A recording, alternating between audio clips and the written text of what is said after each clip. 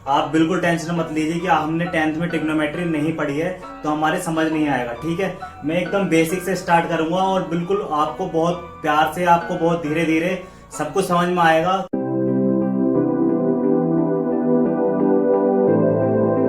So hello everyone, कैसे हो आप सब? आई होप आप सब अच्छे होंगे। It's me Himanshu and welcome to the Him classes. तो आज की हमारी जो वीडियो है वो बात करेंगे हम ट्रिग्नोमेट्रिक फंक्शंस, जो क्या बहुत इंपॉर्टेंट चैप्टर है 11th के हिसाब से। इसमें से एक दो क्वेश्चन जरूर आते हैं।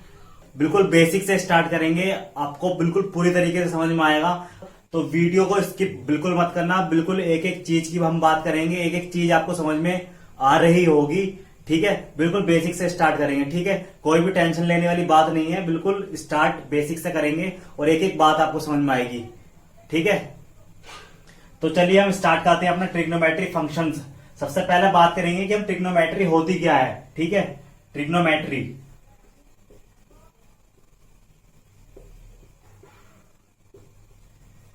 ठीक है, ट्रिग्नोमेट्री बिल्कुल बेसिक से स्टार्ट करेंगे। पहले मैं ट्रिग्नोमेट्री के बारे में बताऊंगा आपको कि ट्रिग्नोमेट्री क्या है। उसके बाद हम चैप्टर पे चलेंगे कि हमारा चैप्टर क्या कहना चाहता है, किस टाइप के क्वेश्चन है, वो सारी बातें हम डिस्कस करेंगे। तो ट्रिग्नोमेट्री जो है दो चीजों से मिलकर बनी है, एक ट्रायंगोन और एक मैट्रोन। ठीक है, ये जो है ग्रीक वर्ड है। ट्रिग्नोमेट्री जो है वो एक ग्रीक वर्ड से ड्राइव्ड कराया हुआ है और इसका जो मीन्स है वो है ट्राइगोन और मैट्रोन। ठीक है, ट्राइगोन का मतलब होता है हमारा ट्राइंगल। ठीक है, और मैट्रोन का मतलब होता है हमारा मेजरमेंट। ठीक है, मेजर करना। ठीक है, मेजर मतलब जैसे कि ट्राइंगल मेजर। ठीक है, ट्राइंगल मेजर हो गया, मतलब ट्राइंगल की जो साइड्स होती हैं, जो एंगल होते हैं, उस चीज को मेजर करने को ट्रिग्नोमेट्री बोलते हैं। ठीक है, जैसे क्या ट्राइंगल है कोई, उसकी साइड होती है, हम उसे मेजर करते हैं, तो उसके अंदर जो एंगल बनते हैं उसे मेजर करते हैं। तो वो सब चीजें जो आती हैं वो ट्रिग्नोमेट्री के अंदर आती हैं। तो आई होप आपको समझ में आया होगा कि ट्रिग्नोमेट्री होती क्या है। अभी सिर्फ मैंने आपको वर्ड बताया कि ट्रिग्नोमेट्री का मीन्स क्या है, सिर्फ वो बातें करी हैं। उसके बाद जो हमारा आता है फंक्शंस, कि फंक्शंस क्या होता है, वो मैं आपको बताऊंगा कि फंक्शंस क्या होता है। अब बात आती है फंक्शंस, जो सेकंड वर्ड है हमारे चैप्टर का, उसकी बात करेंगे।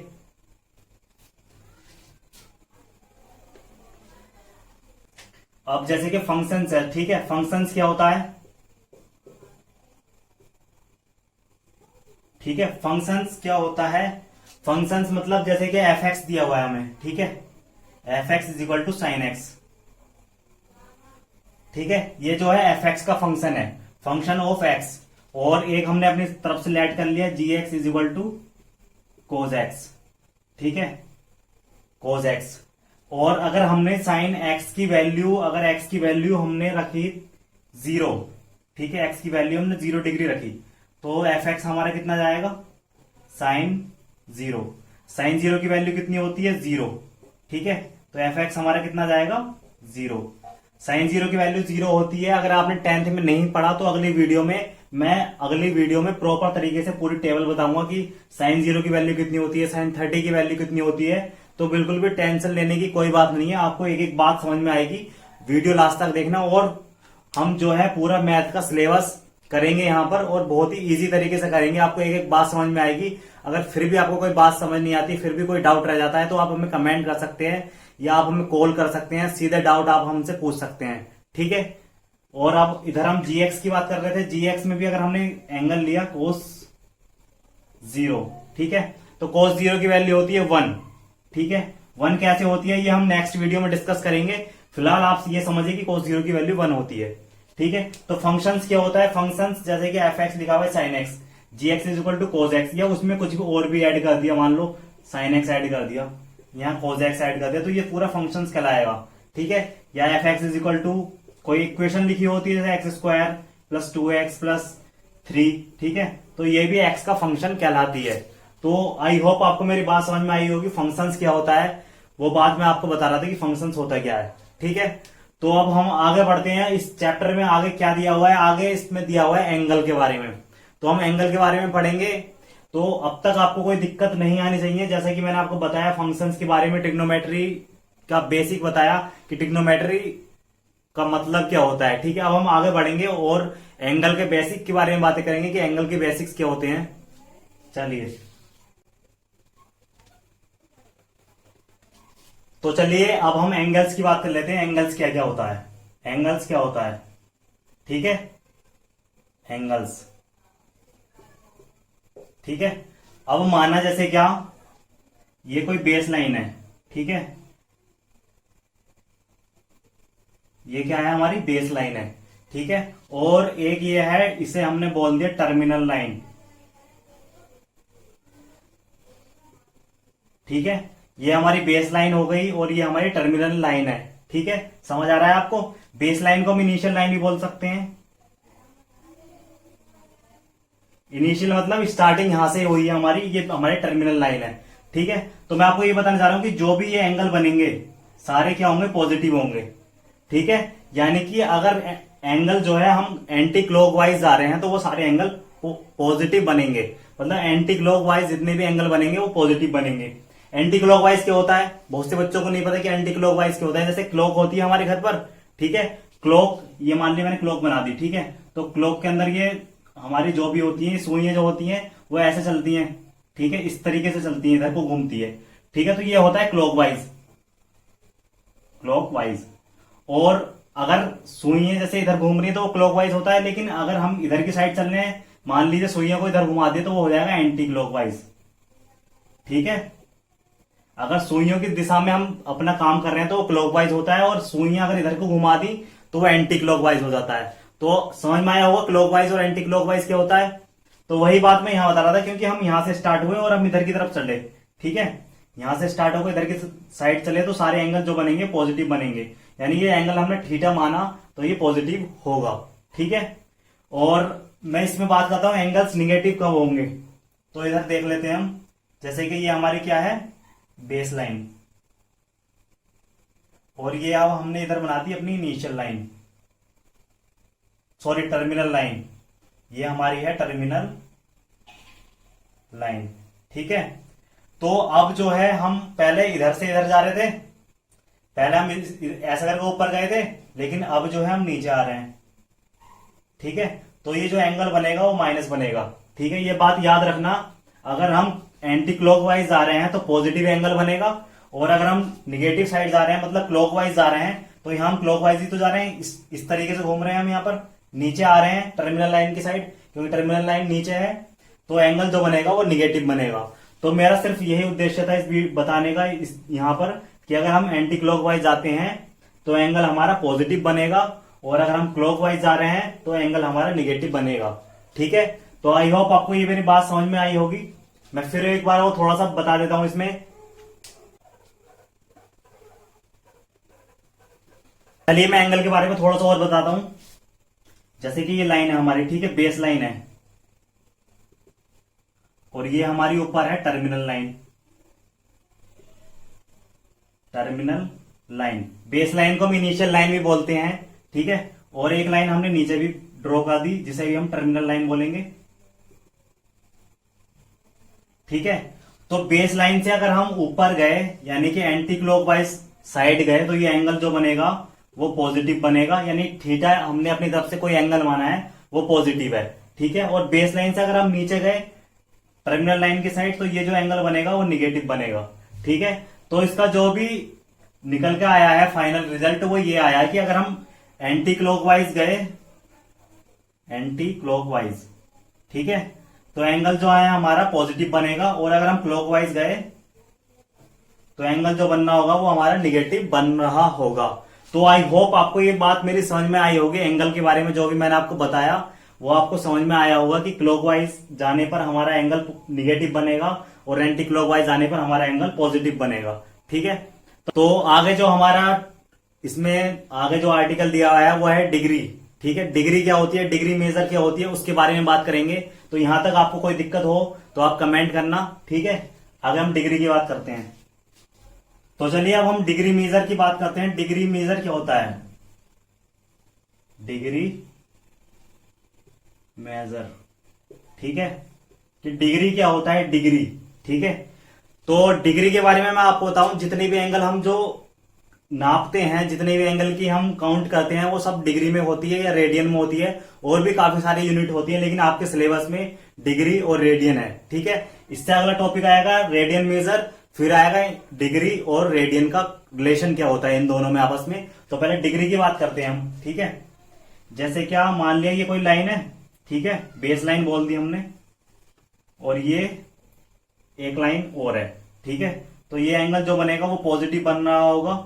ये वर्टेक्स है, इसे ओ बोल देते हैं हम। ठीक है, ये वर्टेक्स है और ये हमारी बेस है, बेस लाइन जैसा भी मैंने पीछे बताया था, और इसे टर्मिनल लाइन बोल देते हैं, या कुछ मत बोलो ऐसे ही रहने देते हैं, इसे ए पॉइंट रख दिया, ये बी पॉइंट रख दिया। ठीक है, तो ये एंगल जो बनेगा पॉजिटिव बनेगा, लेट ये एंगल 30 डिग्री है। ठीक है, और अगर हम इधर बढ़ते चले जाएंगे तो ये एंगल भी बढ़ता चला जाएगा। यहां पर मान लीजिए ये एंगल हो जाएगा 50 डिग्री। ठीक है, तो यहां पर पहुंचेंगे ये हो जाएगा पूरा 90। ठीक है, तो ऐसे ये लाइन बढ़ती चली जाएगी, बढ़ती चली जाएगी। ठीक है, यहां तक आ जाएगी, फिर यहां आ जाएगी, जो भी टर्मिनल लाइन है वो यहां पर आ जाएगी टर्मिनल लाइन। फिर एक वक्त ऐसा आया है कि टर्मिनल लाइन और बेस लाइन दोनों एक दूसरे के ऊपर हो जाएंगी। ठीक है, मतलब कहने का मतलब है कि ये जो है पूरा सर्कल बन जाएगा। तो पूरा सर्कल जो होता है वो होता है 360। ठीक है, यहां से लेकर यहां तक का जो पूरा एंगल होता है वो 360 होता है। ठीक है, बात समझ में आई? मतलब जो हमारी टर्मिनल लाइन थी, ये टर्मिनल लाइन थी हमारी।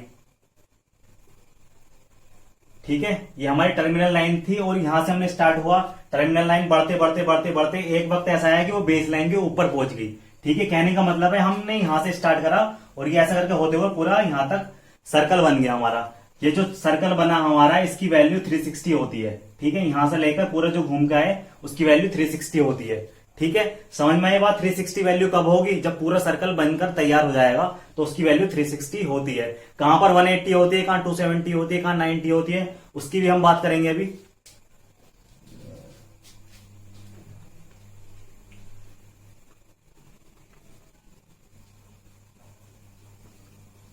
तो चलिए अब हम बात करते हैं कहां पर 90 वैल्यू होती है, कहां 270 होती है, कहां 360 होती है। 360 का भी मैंने बताया कि अगर सर्कल कंप्लीट हो जाएगा तो वो वैल्यू 360 होती है। ठीक है, मान लीजिए ये कोई इनिशियल लाइन है।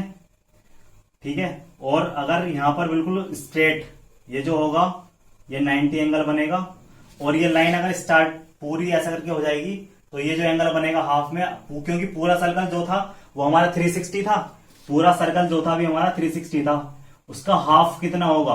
ठीक है, अगर 2 से डिवाइड कर देंगे तो हमें हाफ को पता चल जाएगा 180 डिग्री। ठीक है, तो यहां से लेकर यहां तक जो मेजरमेंट होगी वो कितना होगा? 180 डिग्री। ठीक है, 90 ये है तो 90 ये भी होगा ऑब्वियसली बात। ठीक है, 90 ये है तो 90 ये भी होगा। ठीक है, और अगर एक लाइन और ड्रॉ कर देते हैं हम तो 90 90 और ये पूरा जो यहां तक एंगल बनेगा वो 270 बनेगा। ठीक है, और फिर ये पूरा सर्कल कंप्लीट हो जाएगा तो ये पूरा एंगल यहां तक 360 बन रहा होगा। ठीक है, पूरा सर्कल 360। हाफ सर्कल की बात करें अगर इतना सर्कल है तो ये जो एंगल बनेगा बीच का, ये जो एंगल है पूरा 180 कहलाएगा। ठीक है, एंगल के बारे में समझ में आया, कहां पर 180 कहां 360 होगा। ठीक है, चलो अब हम बात करते हैं रेडियन मेजर की। रेडियन में कैसे मेजर करता है, क्या होता है रेडियन में, उसकी बात करेंगे अब हम। तो चलिए अब हम रेडियन मेजर की बात करते हैं। अभी हमने डिग्री मेजर की बात करी, अब हम रेडियन मेजर की बात करते हैं। आपको बिल्कुल समझ में आएगा। रेडियन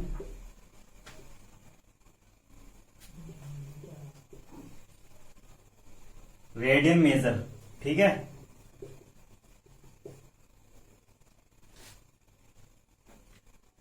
तो चलिए अब हम बात करते हैं रेडियन मेजर की। ठीक है, रेडियन मेजरमेंट क्या होता है, ठीक है, उसकी बात करने से पहले अगर आपको अभी तक वीडियो समझ में आ रही है तो चैनल को सब्सक्राइब कर देना, क्योंकि हम यहाँ पर पूरा सिलेबस आपका मैथ का कंप्लीट करेंगे। बहुत ही बेसिक से सारे सवाल करेंगे, सारे चैप्टर को बहुत ही बेसिक से एकदम इजी वे से सोल्व करेंगे। तो अगर आप हमारे चैनल पर नए आए हैं तो चैनल सब्सक्राइब कर देना। ठीक है, तो चलिए अब हम बात करते हैं रेडियन मेजरमेंट। ठीक है, रेडियन मेजर क्या होता है। ठीक है, मान लीजिए कोई सर्कल है। ठीक है, ये एक सर्कल है, मैंने छोटा बनाया है थोड़ा सा। ठीक है, ये सर्कल है यहां पर। तो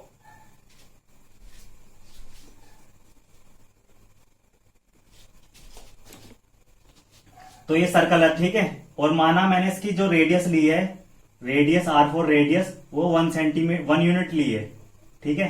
यूनिट में कुछ भी हो सकता है, सेंटीमीटर हो सकता है, मीटर हो सकता है, ठीक है। मैंने 1 यूनिट रेडियस ली है इसकी 1, ठीक है। ये हमारा इसका सेंटर है, सर्कल का जो हमारा सेंटर है वो यहां पर है, ठीक है।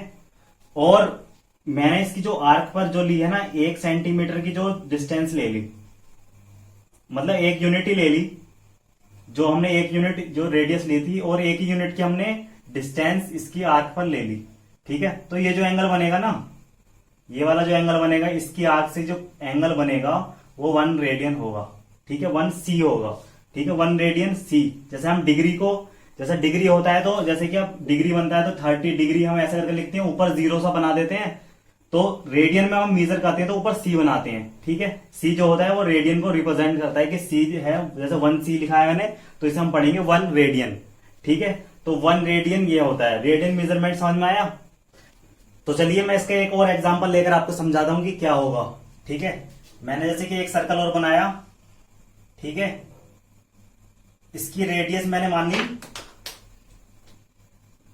ये एक सर्कल बनाया मैंने, ठीक है। इसकी रेडियस मैंने मानी 10 सेंटीमीटर, ठीक है।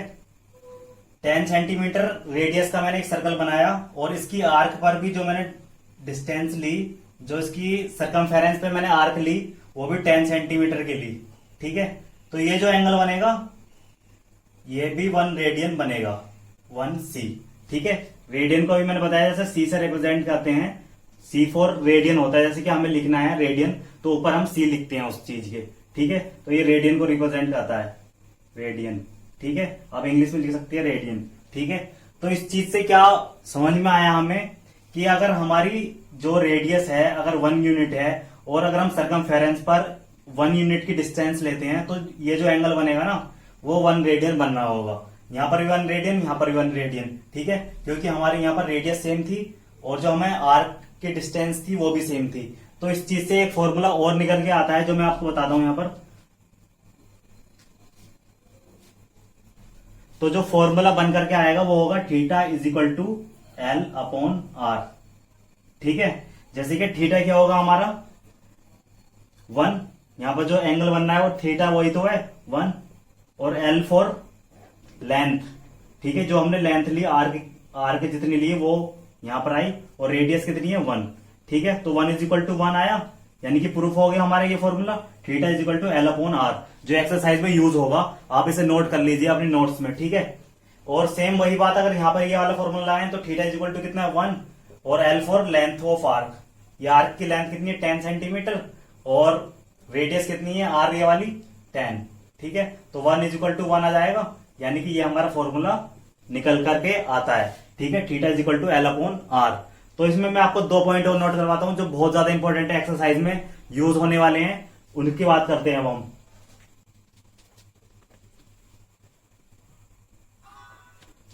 तो चलिए अब मैं आपको बताता हूं 2 मेन पॉइंट जो इसमें एक्सरसाइज में यूज होने वाले हैं। जैसे कि 1 degree is equal to 60 minute, ठीक है। ये जो मैंने छोटा सा साइन बनाया ये मिनट का साइन होता है, ठीक है। ये जो साइन है ये मिनट का साइन है, ठीक है। ये वाला जो साइन है वो मिनट का साइन है, जैसे 60 के ऊपर जो मैंने बनाया ना छोटा सा ये मिनट का साइन होता है, ठीक है। और 1 मिनट इज इक्वल टू होता है 60 सेकेंड। ये जो मैंने 2 टिक बनाए वो सेकेंड का साइन होता है, 1 मिनट, इसे हम पढ़ेंगे 1 minute is equal to 60 second, ठीक है।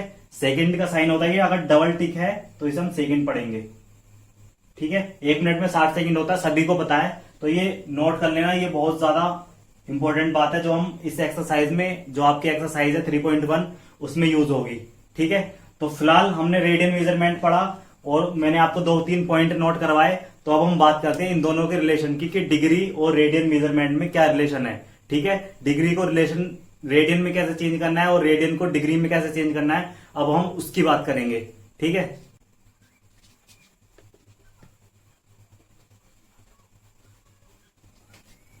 तो चलिए अब हम बात करते हैं relation between degree and radian. Relation between degree and radian, ठीक है। कि रिलेशन हमारे डिग्री और रेडियन में क्या होता है। ठीक है। अब मान लीजिए कोई एंगल हमें रेडियन में दिया हुआ है, ठीक है, और उसे हमें डिग्री में चेंज करना है, तो हम कैसे करेंगे? ठीक है, रेडियन में कोई एंगल दिया हुआ है, अगर हमें डिग्री में चेंज करना है, pi upon 180, pi upon 180 into degree. ठीक है, अगर रेडियन में है, अगर हमें उससे रेडियन में मतलब हमें बनाना है कोई चीज, अगर डिग्री में दी हुई है तो हमें पाई अपॉन 180 से मल्टीपल करनी पड़ेगी। और अगर कोई डिग्री में है, ठीक है, तो हम इसका अपोजिट कर देंगे, जैसे 180 अपॉन पाई इंटू रेडियन। ठीक है, ये चीज अभी आपको मैं एग्जांपल लेकर के समझाऊंगा तो आपको बहुत बेहतर तरीके से समझ में आएगा। अगर रेडियन में हमें वो चीज बनानी है, कोई डिग्री में एंगल दिया हुआ है, ठीक है, और उसे हमें रेडियन में बनाना है, तो पाई अपॉन 180 से उसकी मल्टीपल कर देते हैं। और अगर हमें डिग्री में बनाना है तो 180 अपॉन पाई से हम उसकी मल्टीपल कर देते हैं। तो ये बहुत इंपॉर्टेंट चीज है, जिसपे कई सारे क्वेश्चन हम इस एक्सरसाइज के कर रहे होंगे, तो आप इसे नोट करना मत भूलना। ठीक है, चलिए हम इसका एक दो एग्जांपल लेकर बताता हूं मैं आपको। जैसे कि डिग्री है, ठीक है, अब जैसे क्या, चलिए मैं यहां बताता हूं। अब जैसे कि एंगल दिया हुआ है 30 डिग्री, ठीक है, और उसे हमें रेडियन में चेंज करना है, तो क्या करेंगे हम?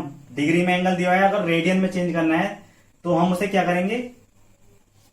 अभी जैसे ऊपर फॉर्मूला लिखाया हुआ था उससे यूज करेंगे हम। तो क्या होगा वहां पर 30, क्या था अभी, हम ऊपर पाई अपॉन 180, पाई अपॉन 180 से मल्टीपल कर देंगे, तो ये अब हमारा जो एंगल बन जाएगा वो रेडियन में बन जाएगा। जैसे 0 से 0 खत्म हो जाएगा, 6 टाइम, तो कितना आ जाएगा हमारा? Pi by 6। तो ये जो हमारा आंसर आया वो रेडियन में आया। ठीक है, रेडियन में आया।